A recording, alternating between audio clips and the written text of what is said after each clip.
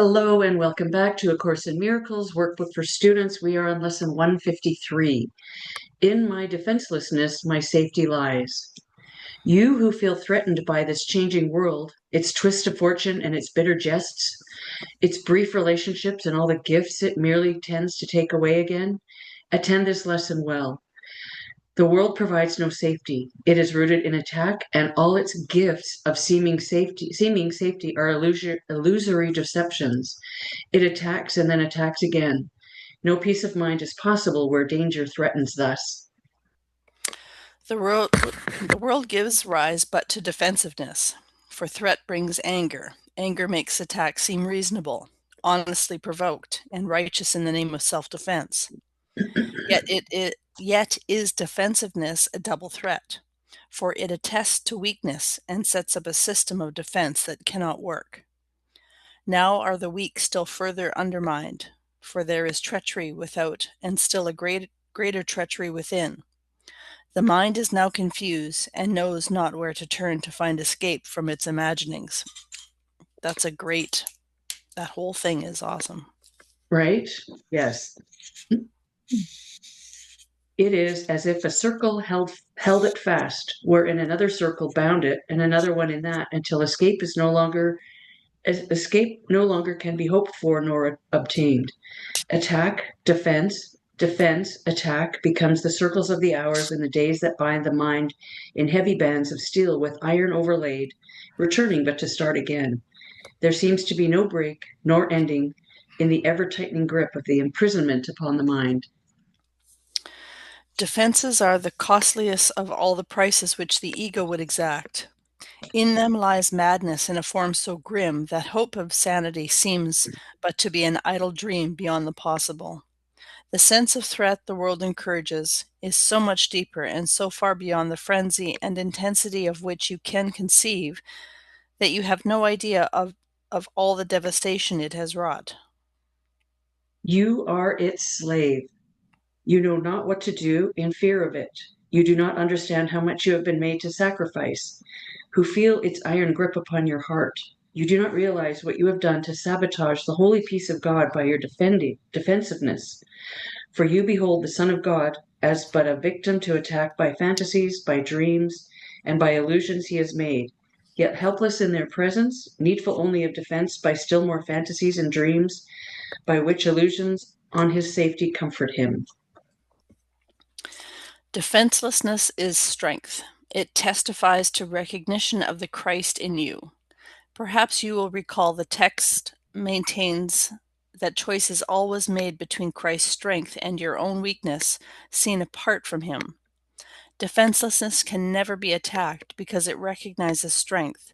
So great attack is folly, or a silly game a tired child might play when he becomes too sleepy to remember what he wants. Defensiveness is weakness. It proclaims you have denied the Christ and come to fear his Father's anger. What can save you now from your delusion of an angry God, whose fearful image you believe to see at work in all the evils of the world? What but illusions could defend you now, when it is but illusions that you fight? We will not play such childish games today, for our true purpose is to save the world, and we would not exchange for foolishness the endless joy our function offers us. We would not let our happiness slip by because a fragment of a senseless dream happened to cross our minds, and we mistook the figures in it for the Son of God, its tiny instant for eternity. We look past dreams today and recognize that we need no defense because we are created unassailable, without all thought or wish or dream in which attack has any meaning. Now we cannot fear, for we have left all fearful thoughts behind, and in defenselessness we stand secure, serenely certain of our safety now, sure of salvation, sure we will fulfill our chosen purpose as our ministry ends its holy blessing throughout the world. Be still a moment, and in silence think how holy is your purpose, how secure you rest, untouchable with its light. God's ministers have chosen that the truth be with them. Who is holier than they? Who could be surer that his happiness is fully guaranteed? And who could be more mightily protected? What defense could possibly be needed by the ones who are among the chosen ones of God, by his election and their own as well? It is the function of God's ministers to help their brothers choose as they have done. God has elected all, but few have come to realize his will is but their own.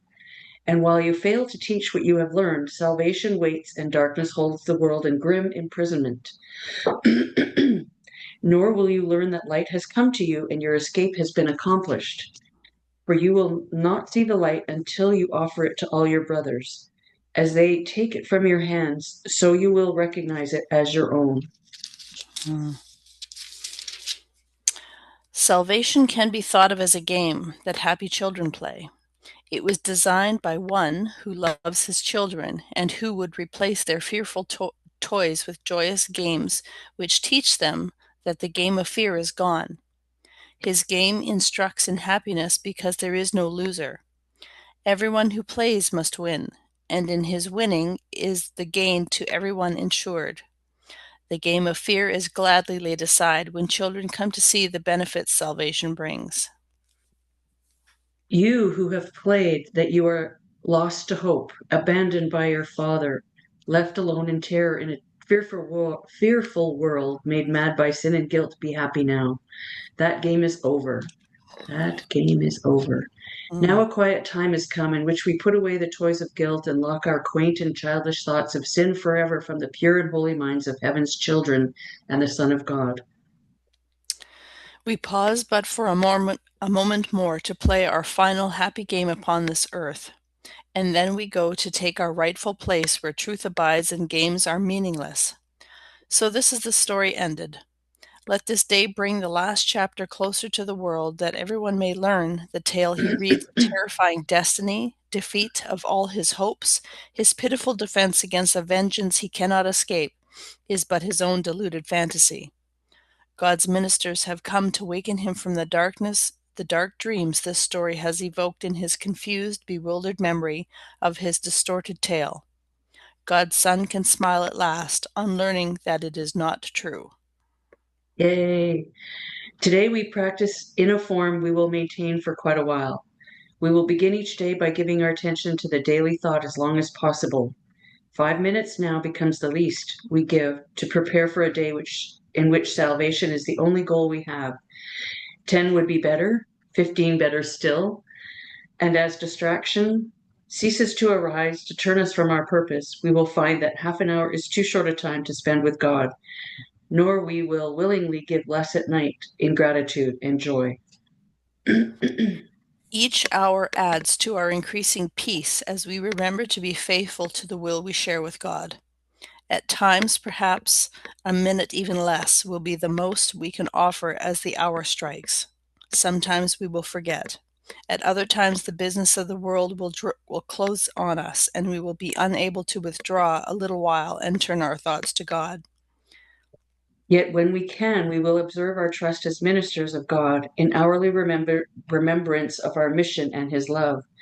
And we will quietly sit by and wait on him and listen to his voice and learn what he would have us do the hour that is yet to come, while thanking him for all his gifts he gave us in the one gone by. In time, with practice, you will never cease to think of him and hear his loving voice guiding your footsteps into quiet ways, where you will walk in true defenselessness, for you will know that heaven goes with you. Nor would you keep your mind away from him a moment, even though your time is spent in offering salvation to the world. Think you, that's awkward, think you he will not make this possible It's for like a you? question. Do Yeah. you think? Yeah. You he will not make this possible for you who chose to carry out his plan for the salvation of the world and yours? Today, our theme is our defenselessness. We clothe ourselves in it as we prepare to meet the day. We rise up strong in Christ and let our weakness disappear as we remember that his strength abides in us. We will remind ourselves that he remains beside us through the day and never leaves our weakness unsupported by his strength. We call upon his strength each time we feel the threat of our defenses undermine our certainty of purpose. We will pause at a moment as he tells us, I am here. Your practicing will now begin to take the earnestness of love to help you keep your mind from wandering from its intent. Be not afraid nor timid. There can be no doubt that you will reach your final goal. The ministers of God can never fail, because the love and strength and peace that shine from them to all their brothers come from Him. These are His gifts to you. Defenselessness is all you need to give Him in return. You lay aside but what was never real to look on Christ and see His sinlessness. Wow. Cool. What did you get out of that? Well, the number two was number 2 and 9. I really highlighted both, like in entirety. The world gives rise to defensiveness, for threat brings anger. Anger makes attack seem reasonable, honesty provided, and righteous in the name of self-defense. So I just see that what we're being asked to do now by the powers that still are, but not forever, are just to create all kinds of division. It's like we literally can't be divided enough. There can't be enough subjects that we have two sides on. Exactly. It's And everything. yeah. And so it would really be very smart if we could just see the puppet masters and their strings and then just not play that game, Right? because we know Well, better. and yeah, and we also know that and you and I know that. And so you and I are powerful in the way that Stephen Hawkins says, when you are in a loving state or aware, I'm going to just add it all in because I don't know what he said in his book, but I think the awareness even, um, in my opinion, I don't have proof, but in my opinion, when we are together and we understand what's happening and we don't allow the division to occur, because in my life, it's not occurring. Mm-hmm. I am inviting all kinds of people in. I'm talking to all kinds of people. I'm not participating in that Mm-hmm. separation. Yeah. Now, I don't choose to go and find someone with blue hair and talk about transgender ideologies, Mm-hmm. but I don't think that would turn out very well. I'm not judging. I just don't want to participate because I know it's a lie. Right. And based on this, it is a lie. They're believing illusions, and I'm believing what I believe, which is that all of that, anything that's not true love, and I know I'm not really explaining this well, but true love, it doesn't judge. Right. And I just choose to be with people who maybe think like me. Mm-hmm. Um, and I'm not purposely, and maybe slightly purposely, avoiding people that I know would be in conflict with me. Right. But what's happening in my world, anyways, is that we are getting stronger and we are uniting in a large community in a Mm-hmm. way that hasn't been done in the last 5, 6 years. Yep. Yep. That's true. So yeah, I'm holding to that. And 9, we look past dreams today and recognize that we need no defense because we were created unassailable without thought or wish or dream that has any meaning. Now we cannot fear, for we have left all fearful thoughts behind. Mm-hmm.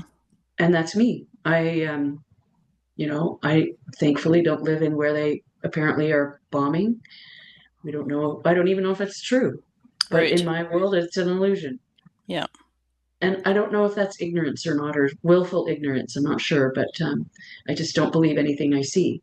And I question everything. Yeah. Yeah. Exactly. And the other piece of that in 9 is, and in defenselessness, we stand secure, serenely certain of our safety now, sure of salvation, sure we will fulfill our chosen purpose as our ministry extend its holy blessing through the world. So being defenselessness, Mm-hmm. not being, whoop, what did I just drop? Not being fearful. Oh, I knocked over a glass vase under my foot. Oh, shoot. I It's hope not there's broken. nothing in it. No. Yeah, so, just exactly. I think you nailed it. Just not participating in the separation, Yeah. right? Yeah. It just is, it seems simple to me. Yeah. And And maybe willful ignorance because there's nothing happening around me and I can create my my perception of what's happening around me, and everything is in a loving state. And I Mm-hmm. think being in this loving state ripples and flows and waves through the world. Right. Yes, I agree. Yeah, yeah. Anything else? That was a good one. Yeah, we're always a little not intimidated, but like, oh man, it's 4 pages. But yeah, But and the number message 13, was tight. yeah, Yeah. and this number 13, that game is over. Mm-hmm.